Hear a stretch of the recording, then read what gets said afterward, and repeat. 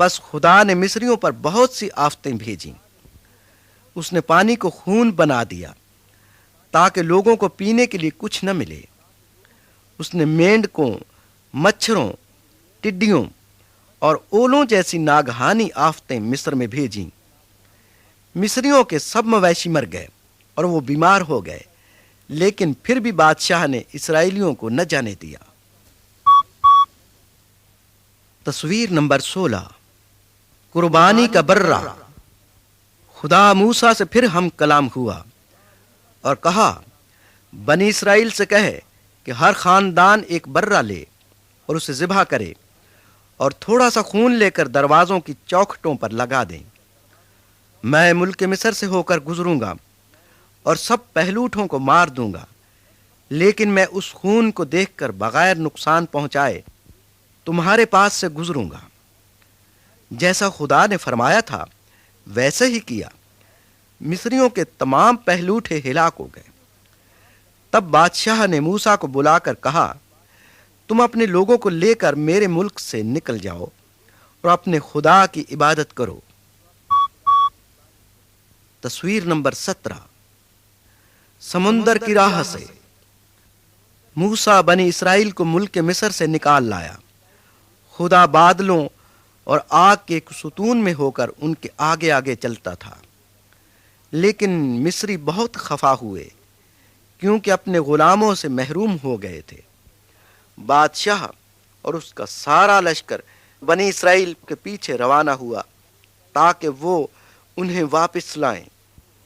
بنی اسرائیل ایک بڑے سمندر کے پاس آ گئے جسے وہ پار نہیں کر سکتے تھے۔ مصری ان کا پیچھا کیے چلے آ رہے تھے، وہ بچ نہیں سکتے تھے۔ موسیٰ نے بنی اسرائیل سے کہا، ڈرو مت، تم دیکھو گے کہ خدا تمہیں بچانے کے لیے کیا کچھ کرتا ہے۔ تب خدا نے سمندر میں ایک راستہ کھول دیا۔ بنی اسرائیل سمندر کے بیچ میں سے خشک زمین پر چل کر نکل گئے۔ مصریوں نے ان کا تعاقب کیا، لیکن پانی نے ان کو ڈھانپ لیا۔ تمام مصری سمندر میں غرق ہو گئے اور بنی اسرائیل پار جا نکلے۔ تصویر نمبر 18، من، آسمانی خوراک۔ موسیٰ لوگوں کو صحرا میں لے گیا۔ ان کے پاس کافی مقدار میں کھانا نہیں تھا، اس لیے خدا نے ان کے لیے آسمان سے کھانا بھیجا۔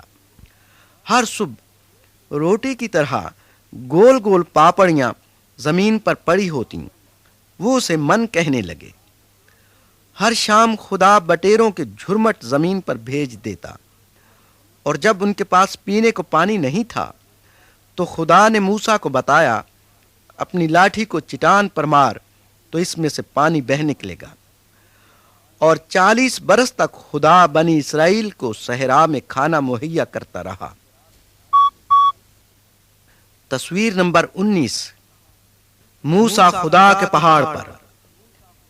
بنی اسرائیل کوہ سینا پر آئے اور خداوند بھی گرج، چمک، آگ اور بادلوں میں پہاڑ پر نمودار ہوا۔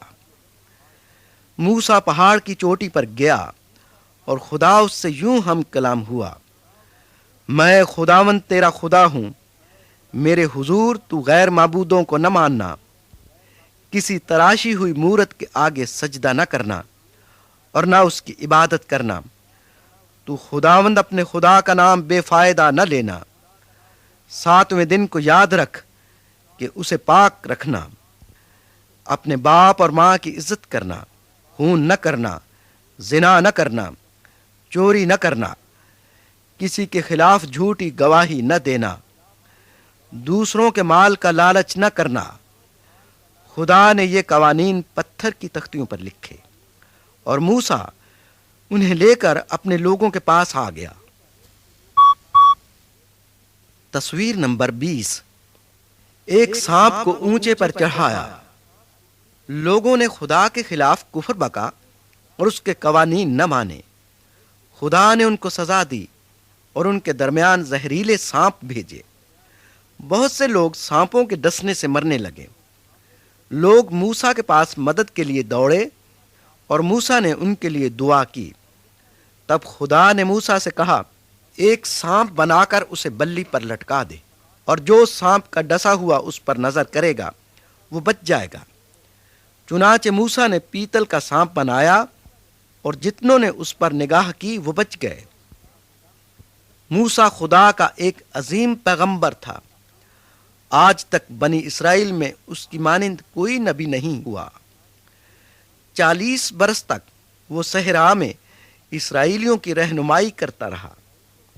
موسیٰ کی موت سے پہلے خدا نے اسے کہا، میں اسرائیل میں سے تیری مانند ایک زوراور نبی بھیجوں گا، وہ لوگوں تک میرے احکام پہنچائے گا۔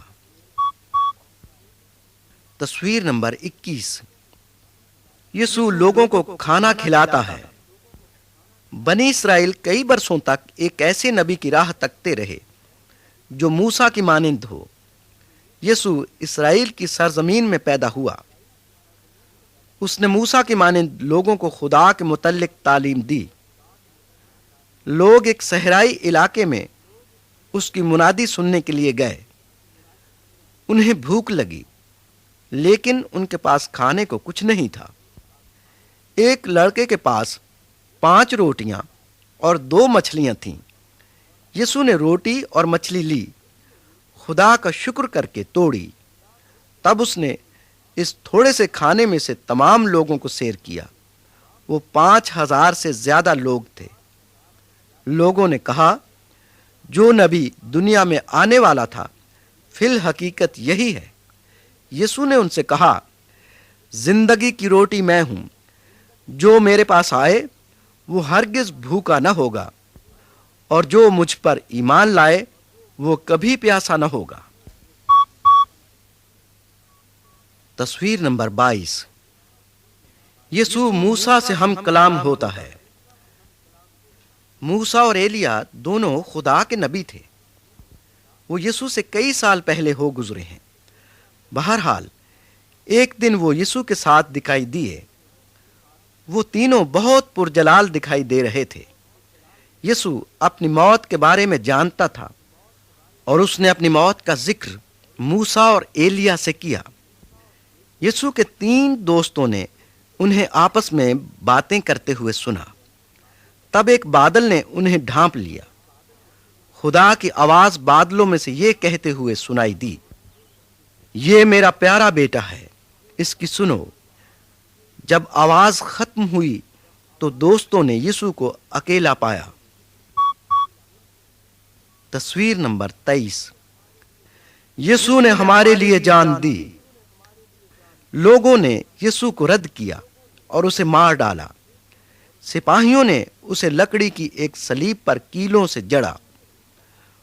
انہوں نے اس کے ساتھ 2 اور آدمیوں کو بھی مصلوب کیا۔ وہ چور اور قاتل تھے، لیکن یسوع نے کبھی بھی خدا کے قانون کو نہیں توڑا تھا۔ ہم سب نے خدا کے قانون کو توڑا ہے۔ ہم ہمیشہ کی موت کے سزاوار ٹھہرے ہیں۔ پھر بھی خدا سب لوگوں سے پیار کرتا ہے۔ وہ ہماری دائمی موت نہیں چاہتا، اسی لیے اس نے اپنے بیٹے کو بھیجا کہ ہمارے گناہ اٹھا لے۔ موسیٰ کے زمانے میں اسرائیلیوں کو بچانے کے لیے برے کا خون بہایا جاتا تھا۔ یسوع نے ہمیں بچانے کے لیے اپنا خون دیا۔ جس طرح موسیٰ نے پیتل کے سانپ کو اونچے پر چڑھایا، اسی طرح یسوع بھی اونچے پر چڑھایا گیا، تاکہ جو کوئی اس پر ایمان لائے ہمیشہ کی زندگی پائے۔ تصویر نمبر 24۔ یسوع آسمان میں۔ یسوع کی لاش ایک غار میں رکھی گئی، لیکن تیسرے روز یسوع پھر جی اٹھا۔ بہت سے لوگوں